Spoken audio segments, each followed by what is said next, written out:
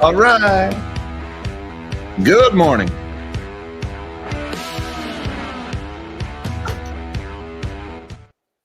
Good morning, all you magnificent melon heads of the world. Happy Monday, everybody. Today's July 1st. A new week, a new month, a new quarter, a new half of the year is upon us. And, well, we are off to a running start with the second half of the year. Boeing, what better way to ring in the new half than more headlines about Boeing? Let's just call it what it is, the sleaziest company on the face of this earth. And they're getting even sleazier. There is rumors this morning that Boeing is in talks with federal prosecutors for yet another sweetheart deal. This is after violating the terms of the previous sweetheart deal that virtually let them off the hook for killing 346 people. Of course, they didn't abide by that sweetheart deal. They didn't double down on their commitment to safety. They got even worse, and people who called them out on it started to end up dead on days they were supposed to be deposed in court proceedings. And, well, looks like the company is just too important. Boeing's just too important. I mean, hey, we're steamrolling towards World War III. We need Boeing because they make missiles and they make fighter engines and they make the refueling tankers and the new Air Force One. We can't let anything happen to Boeing. Of course, it doesn't matter how many people they kill. That is the message federal prosecutors are saying. And the victims' families, the people who died on those two planes that crashed because of an issue that Boeing knew about and suppressed, they're pissed. And justifiably so. They should be pissed. And I'm pissed after hearing about it. But you know what? Boeing is getting even bigger this morning because that's not even the big headline. All the financial press and the business news this morning isn't talking about this prosecution agreement or this. It's basically a guilty plea. They're going to plead guilty to fraud in exchange for this minor fine. We'll get into the details of what the consequences or lack thereof are going to be. But that's not even the big story that Boeing's in the news for this morning. They're buying Spirit Aerosystems. All right, we've covered the rumor about this. We talked about this a few times on this channel. They were in talks. We reported on that a few months ago. And then last week, we talked about how Boeing had changed their offer from an all-cash deal to an all-stock deal because, well, Boeing's running out of cash because they haven't been able to sell as many planes. Well, it looks like Spirit Aerosystems has accepted that offer, $4.7 billion to bring Spirit Air back. Again, that's Spirit Aerosystems, not Spirit Airlines, mind you, to bring Spirit Aerosystems back within the Boeing fold. You may recall Spirit Aerosystems was spun off of Boeing back in 2005, even though Boeing was 70% of their business. So Boeing is getting a deferred prosecution agreement, and then they're going to get a sweetheart deal on a guilty plea. Nobody's going to go to jail under this. They're going to pay an even smaller fine than they paid last time, and the company's going to get even bigger. That's our justice system for you, folks. Also going on this morning, Roaring Kitty is back in the news. What a way to begin the second half of the year. In an SEC filing, Roaring Kitty, a.k.a. Keith Gill, a.k.a. Deep Effin' Value, the GameStop guy. You guys know who he is here now, right? He filed with the SEC that he now owns 6.6% of shares of Chewy, the pet food and pet care e-commerce brand. Now, Chewy has been the target of short sellers for several years now. It's got a very high short interest in that company. Looks like Keith Gill is trying to engineer another short squeeze in another company. And quite hilariously, he included in his SEC filing a segment that told him to check the appropriate box to designate whether or not you are a cat, referring to what Keith Gill kind of trolled Congress with back in his congressional testimony in 2021 when they hauled him in front of Congress to explain himself for buying shares of a publicly traded company and then talking about it in an open public forum.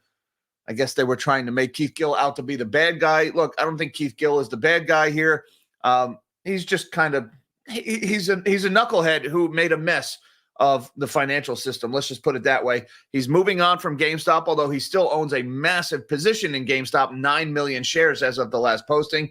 But it looks like he's now set his sights on Chewy. Also, the Japanese yen is continuing its decline this morning.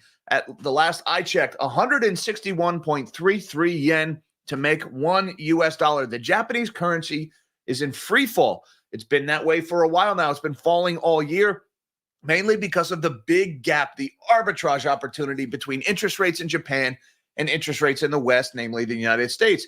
You can borrow yen for almost nothing in Japan still. You can then dump those yen in the forex market to buy dollars, and then you can use those dollars to buy U.S. assets that yield even more interest than you're paying in Japan. It's free money. And of course, if you offer the world free money, they're going to take it. And that's what they're doing. And so the Japanese yen is collapsing like crazy as they are loaned into existence by banks and then dumped in the forex market, suppressing their value versus the dollar. And meanwhile, the Bank of Japan has been telling us for over a year that they're going to start raising interest rates any day now. Well, so far, they've given us a 0.1% interest rate hike. Gee, thanks for nothing. And well, that's continuing this morning. And we got some troubling data out of Japan that says maybe that next rate hike, it might take a while. The service sector mood soured considerably. And there was a downgrade to some historical GDP data that showed that the economy in Japan shrank by more than previously reported in the first quarter. And well, sour business moods, shrinking economies, those aren't exactly situations where you want to hike interest rates, are they? Well, at least normally they aren't. When you're engaged in modern monetary theory for several years, you would definitely want to hike interest rates. But this economic data is further denting the narrative that the Japanese are going to continue tightening policy or even accelerate that tightening. And so the yen is falling even more. And last but not least, libertarians around the world are celebrating the demise of the Chevron Deference. You may be saying to yourself, what the heck is that? Oh, that affects you more than you may think. There was a huge ruling by the Supreme Court late on Friday. It's not getting nearly as much press as it deserves because, well, President Prune Juice is over there, having, what did Jon Stewart call it? Resting 25th Amendment face during the presidential debate. So the Supreme Court ruling has been getting lost in all the should Biden drop out or shouldn't he stuff. And there's been some other Supreme Court rulings that have gotten a lot of press. But this ruling on the Chevron deference, it basically walks back this 40-year-old precedent that basically said federal agencies in the executive branch can do whatever the hell they want because they're experts, and we just have to allow it, which kind of sucks if you're a libertarian, or really sucks if you're a human being living on planet Earth. But of course, the elitists and the big government statists and the people who want unelected bureaucrats to control everything are just getting their panties in a bunch like crazy over this one. Oh my God, they took away the regulations, and what are we going to do? And big business is going to ruin the world. No, they didn't take away the regulations. What they took away was they took away the 40-year-old practice that said the executive branch gets to make up the rules and the courts need to just go along with it. And that is a violation of everything the founding fathers intended. Remember, the legislative branch makes the laws, the executive branch executes the laws, and the judicial branch interprets the laws. That has been the division of powers that this country was founded on. And the Chevron deference basically threw out that whole, the courts interpret the laws and said, courts no longer interpret the laws. We are going to let the executive branch interpret the laws that Congress has written. In other words, we're going to let the executive branch determine the extent of their own power.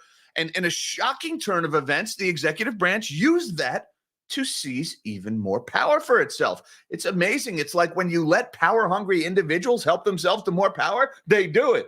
Isn't that funny how that works?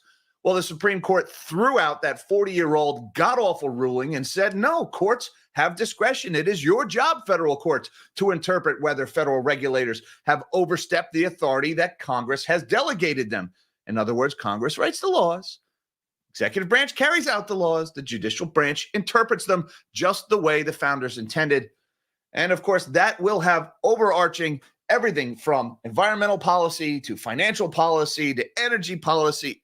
You name it, folks. This landmark Supreme Court ruling will echo for decades to come. We're going to talk about that today, too. So much to talk about, so little time. Why don't we shrink my big melon of a head and let's see what's going on in the world this morning, shall we? And guys, don't forget that like button and that subscribe button while we're at it, because it really helps out the channel. And of course, if you're new here, hit that subscribe button because we do this every day. Right now, the S&P 500 is positive to start the second half of the year, up almost 10 points or 0.18% to the upside this morning. We've got the Dow is also up 0.1%, 42 points to the upside, although it's given back some earlier gains here from this morning. And the NASDAQ is leading the way higher, up 44, almost 45 points, about 0.25% higher. So we got stocks higher across the board this morning. We've got a slightly weaker U.S. dollar. The Dixie is at 105.67. That's down about 20 basis points this morning. That's going to put some upward pressure on stock prices here. And looking at interest rates, we have got higher rates pretty much across the board, sharply higher rates this morning. Check it out. The 30-year Treasury, 4.612. That's up 11 basis points here. The 10-year's at 4.456, also up 11, almost 12 basis points this morning. Yields are surging higher this morning. I'm not sure what's really driving that, to be honest with you. The 2-year Treasury at 4.787. That's up almost 7 basis points. And the 1 month is up 1 basis point at 5.37. I would add, guys, the 1 month was back down at 5.30 at one point last week. There's been no change to Fed monetary policy. It's pretty unusual to see the 1 month swing 8 or 9 points to the downside and then come right back up in the span of about a week with no change to monetary policy. So interest rates are behaving quite unusually this morning. Looking over at commodities, we've got spot gold is a little bit higher here at $23.29. That's up about $2.40 or 0.1% higher. Spot silver, meanwhile, is at $29.33. That's up 19 cents or about 2/3%. We've got September copper futures are up about 1%. October platinum futures down 1.75%. September palladium futures up 1.25%. And August WTI crude oil at 82.14, up another 60 cents this morning or 0.75%. Oil prices continue that slow grind higher that we've been seeing for the last 2 weeks or so. Keep an eye on crude. And I just wanted to show you guys this silver chart. Once again, we're at $29.30 on spot silver prices here, but I really want to zero in, guys, this 50-day moving average. It's really technically significant here because it was support for so long, for a couple of weeks there, a couple of days there. It was strong support. We broke down below that last week, and now we're trying to break back above it, but it looks like that prior support has now turned into resistance. So that would suggest a downtrend for silver here, but I just want to point out we've kind of been in this bit of a downtrend for the last couple of weeks here. This looks like a bull flag, to be honest with you here, a consolidation pattern after the monster run that silver had from late February into the beginning of June. So it looks like, again, I'm not going to panic here, but I would like to see a move above that 50-day moving average and a sustained move higher to break out from that consolidation pattern.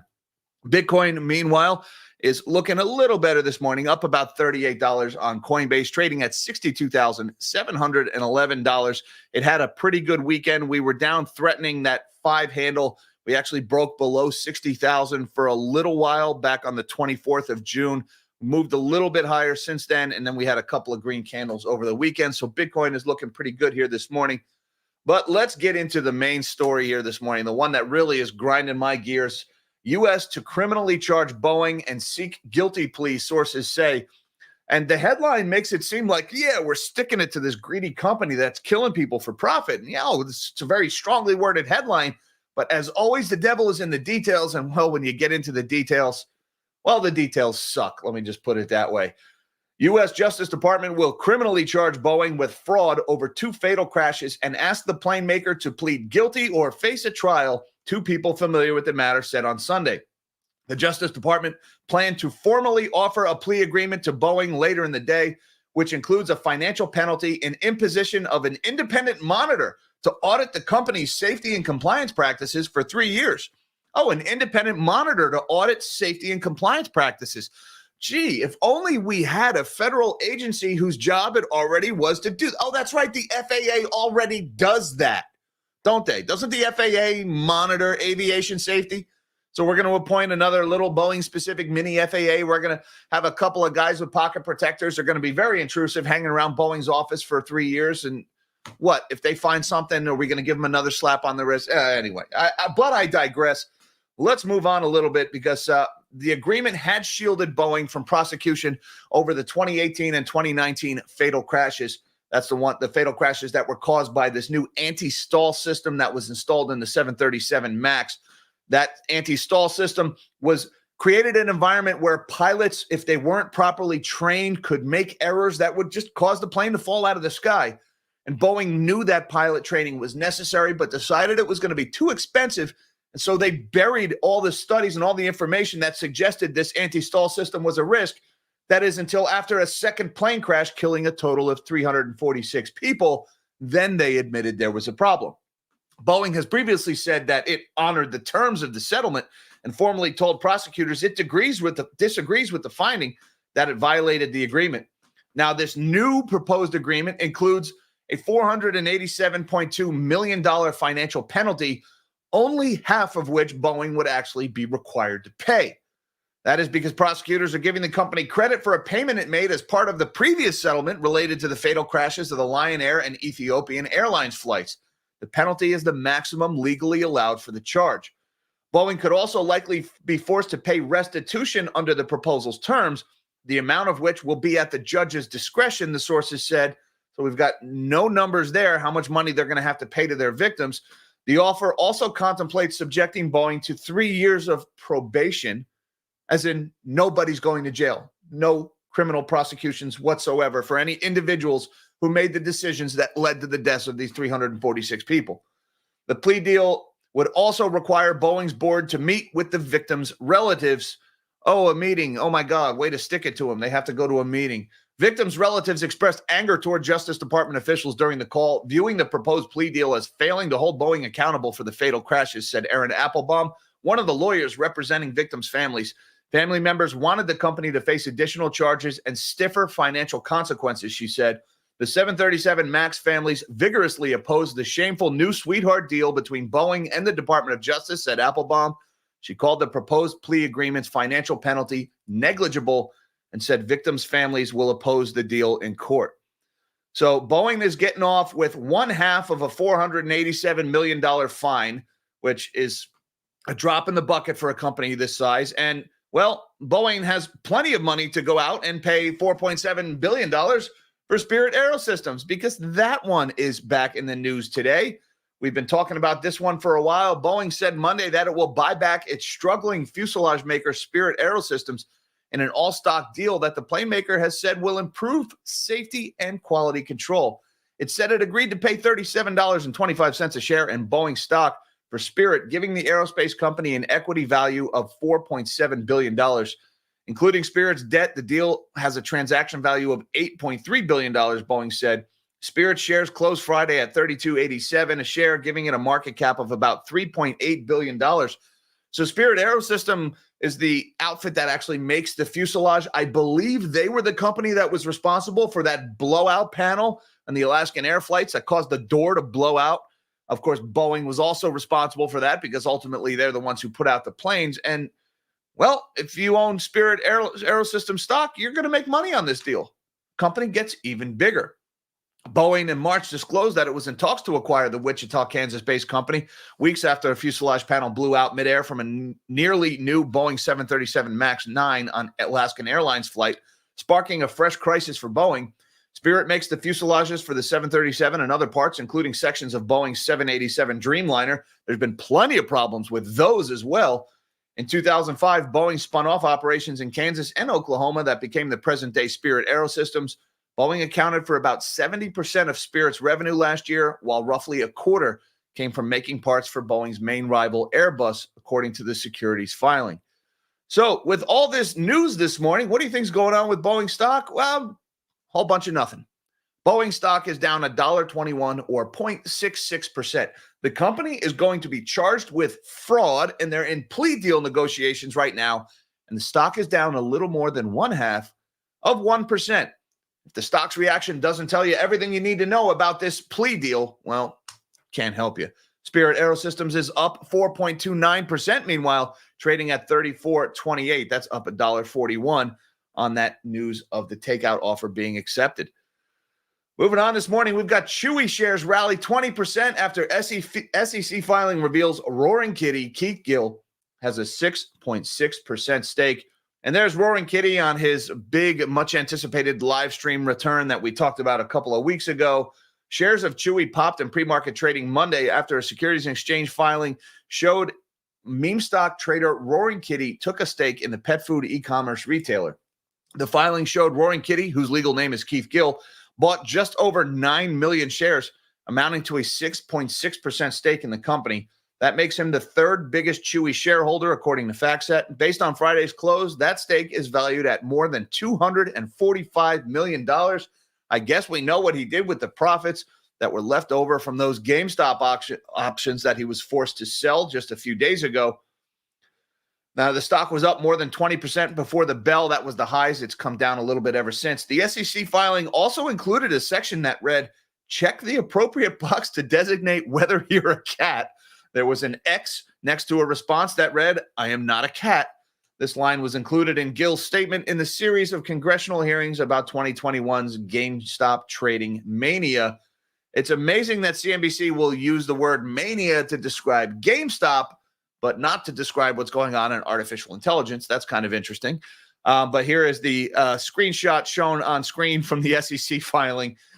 Keith Gill, look, the guy has immense power. He can move stocks significant percentages in either direction, and he likes to troll regulators. He likes to throw shade at congresspeople, and hey, I'll give him credit for that.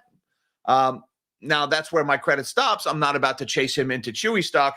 Chewy stock is up 11.4% this morning, slightly higher, or I should say it's lost about half of its gains from earlier. It was up as much as 20%, but currently trading at $30.35, up $3.11 from the prior close of $27.24. Now, Chewy has pretty high short interest. I believe it was like 17% of the float was short. That's Yahoo Finance data, so don't quote me on that one. But this is one that is ripe for a short squeeze, which is what Keith Gill is known for. So just be careful, guys, if you have short positions in a company like this, because Chewy has had no shortage of trouble over the years. It's not really a profitable company. It's just barely profitable, even though it trades at 143 times earnings. If you've got that high short interest, you are vulnerable to a move like this, where Keith Gill just suddenly takes a long position in a company you're short. It could wreck you if that happens, as I'm sure a lot of Chewy shorts are getting wrecked today. Also going on this morning in Japan, Japan's shaky business mood and GDP downgrade cloud BOJ hike timing. This is important, guys, because the third largest economy in the world has very big problems, and its currency has very big problems. This is going to affect what happens in the States, which is why we've been following it so closely. The business mood in Japan's service sector soured in June as the lower yen pushed costs higher. A quarterly central bank survey showed Monday, offsetting a big lift in factory confidence and pointing to weakness in consumption. A rare unscheduled downgrade to Japan's historical gross domestic product data also showed the economy shrank more than reported in the first quarter, which will likely force the Bank of Japan to cut its growth forecasts later this month. The findings, which come ahead of the BOJ's next policy meeting on July 30th and 31st, complicates its decision on how soon to raise interest rates, analysts say.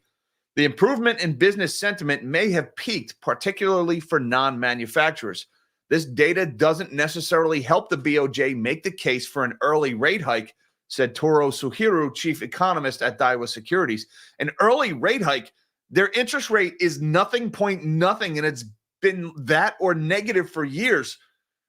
An early rate hike? Where do they get these guys? But corporate inflation expectations heightened slightly, which will likely keep alive market expectations for a near-term rate hike, he said. Now, guys, look, what they're saying is the economy in Japan just isn't that strong. We're lowering our prior GDP. Well, GDP estimates were lowered more, a bigger than previously reported decline in gross domestic product. The service sector is in trouble. So you've got signs of a slowing economy, signs of a contracting economy. Well, you don't typically want to hike interest rates in that environment unless you're Japan and you've got negative interest rates for several years. And well, meanwhile, the Japanese currency just continues to decline because their interest rates are so low. So the Bank of Japan is in a situation here where they need to either let their currency continue to collapse or raise interest rates and further damage an economy that is already in trouble. They don't really have a good option here. Now, the Japanese yen is currently at 161.39 yen to make $1. It started the year at around 141. So the Japanese yen is in free fall here.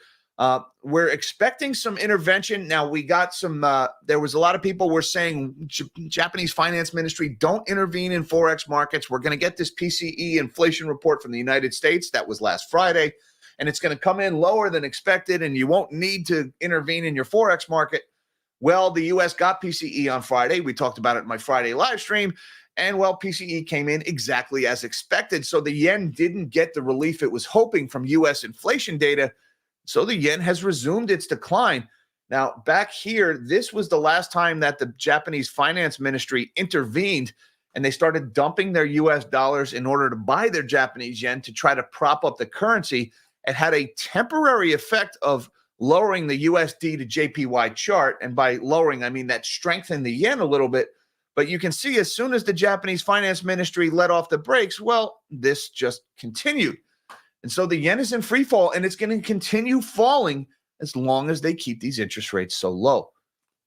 And the last one of the day I want to talk about, I love this story. Anytime the big government status and the ruling class gets all upset over something coming out of the courts, you just know it's going to be good for you. Supreme Court overturns Chevron rule in blow to agency power. 6-3 decision tosses decades-old rule despised by industry.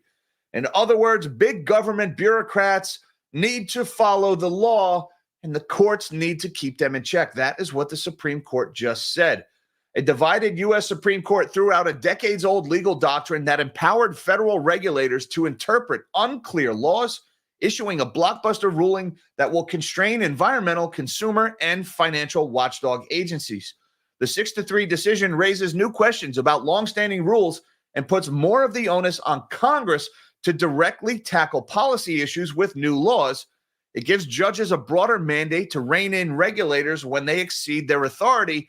And guys, that's exactly how the system is supposed to work. Congress is supposed to make laws. The executive branch is supposed to carry them out, and the Supreme Court is supposed to decide if those laws are constitutional or if the executive branch has been violating its authority. That is the system of checks and balances between the three branches of government that our founding fathers put in place to protect this country from abuses of power. But over the last several years, Congress has totally abdicated its responsibility by becoming the just unbearable a-holes that they've turned into. The executive branch has seized immense power as a result of that, and the courts have been asleep at the wheel, allowing it to happen. And what the Supreme Court just did is the Supreme Court took that power back from the executive branch and said, nope, Congress needs to S or get off the pot. They're the ones who make the laws, and we are going to decide if you, the federal agencies, are overstepping your power. The ruling, which came in a fight over a fishing industry regulation, is a long-sought triumph for opponents of big government.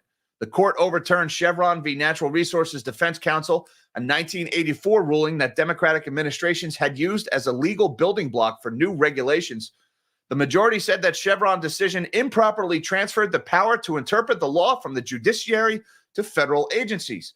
Under Chevron, judges were required to defer to agencies that offered a reasonable interpretation of an unclear statute. Now, that's important, guys. Under Chevron, the judges were required to defer to federal agencies. So lower circuit courts were totally hamstrung by the Supreme Court decision that said, hey, these unelected bureaucrats at the federal Department of X, Y, and Z, they're experts in the field, and so judges, you have no authority to block their power grabs. This decision says, nope, judges, you are the ones in charge. You can interpret these cases individually. Chevron was a judicial invention that required judges to disregard their statutory duties. Chief Justice John Roberts wrote for the court. He said, judges must exercise their independent judgment in deciding whether an agency has acted within its statutory authority. I just want to add, guys, that this ruling does not take away any regulations that are currently in place. It doesn't undo any prior regulations. It just gives judges authority to interpret the executive branch, the Department of XYZ's actions taken. In other words, these departments can't just suddenly change their interpretation of the law and basically legislate via regulation and be unchecked by the court system. The court was divided along ideological lines, with liberal justices Elena Kagan, Sonia Sotomayor, and Ketanji Brown Jackson in dissent. A long-standing precedent at the crux of administrative governance thus falls victim to a bald assertion of judicial authority, Kagan wrote for the dissenters. The majority disdains restraint and grasps for power. Yeah, that kind of is what's going on. The majority did grasp for power there, but it was power that was unconstitutionally ceded to the executive branch 40 years ago. Now, I just want to refer to this tweet by Spike Cohen on X that did a pretty good job of summarizing why this decision was so important. And he's talking about the Chevron deference, and it put bureaucrats in charge of the country. Now, he goes on to cite a couple of examples of the abuse of this Chevron ruling over the years. It's how OSHA was able to decide that everyone who worked for a large company had to get the jab or be fired. There was no law that gave them the authority to do that. OSHA just changed their interpretation of the law, and everybody was forced to comply. Congress is supposed to do that, not OSHA. No law gave them the authority to do that. They just made it up. It's how the ATF was able to decide that a piece of plastic was a machine gun, referring to things like bump stocks and arm braces. Again, all of a sudden, the ATF just changes their interpretation of the law, no act of Congress, and all of a sudden, thousands of people become felons overnight because the ATF changed their interpretation. It's how the NCRS was able to decide that a small puddle was protected wetlands, which basically stole private property rights away from people. And it's how out-of-control agencies have been able to create rules out of thin air and force you to comply. And the courts had to simply defer to them because they were experts. You know, experts like that economic advisor who couldn't talk about money printing and how the Federal Reserve works and how money was borrowed and created and lent into existence. Yeah, experts like that. And so this was was it a power grab? Yes, but it was a power grab by the courts. And to be honest with you, it needed to be done. The executive branch has grown way, way beyond what was intended by the founders.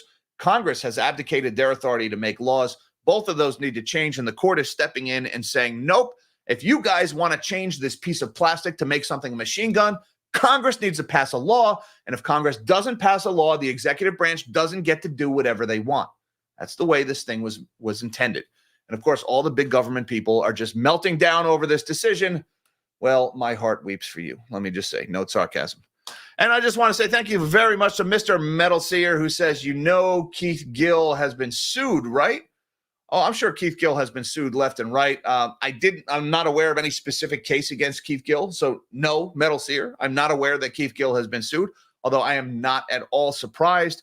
And it probably won't be the last time. And look, Keith Gill didn't make any friends in the SEC with his check this box if you're a cat thing. He's kind of trolling financial regulators.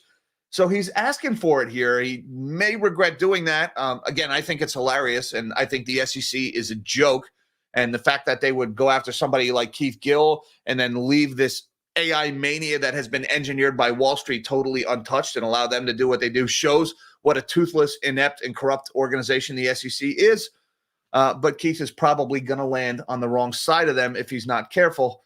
Thank you very much, Keith. I'll look into what that lawsuit is. I hadn't heard about Keith Gill getting sued, but I will keep an eye on that one. Thank you, sir. And guys, I just want to say thank you so much for having your coffee with the Melonheads this morning. I hope I hit the right button there. I think I did. It's been a week. I was on vacation.